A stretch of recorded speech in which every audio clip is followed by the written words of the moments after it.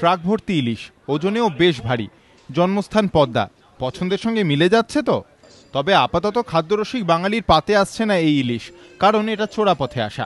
শুল্ক বিভাগের কাছে আগাম খবর ছিল, সেই মতো যশোর রোডে বারাসাতের কাজীপাড়া রেলগেটের সামনে ওত পেতেছিলেন শুল্ক বিভাগের অফিসাররা।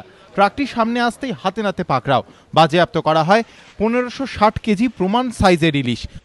এখন বাংলাদেশি ইলিশ যদিও ইম্পোর্ট এক্সপোর্ট বন্ধ, আপনার আর কি প্রপারলি ইম্পোর্ট আর কি পারমিশন দিচ্ছে না ইন্ডিয়ান সরকার, বা ওদিকে বাংলাদেশ গভর্নমেন্ট এক্সপোর্টেরও পারমিশন দিচ্ছে না, যার ফলে চোরা পথে ইলিশ ঢুকছে ভারতে। যার ফলে আমরা আজকে সকালবেলা আমাদের পুরো প্রিভেন্টিভ টিম নিয়ে বারাসাত কাজীপাড়া রেলগেটের কাছে আমরা আর কি ছিলাম, এবং বিভিন্ন গাড়ি চেক করতে করতে এই গাড়িটা আমরা আর কি ওখানে ইন্টারসেপ্ট করি। শুল্ক দফতর জানিয়েছে, বাংলাদেশ থেকে সীমান্ত পেরিয়ে পাচার করা হচ্ছিল ইলিশ ভর্তি ট্রাকটিকে।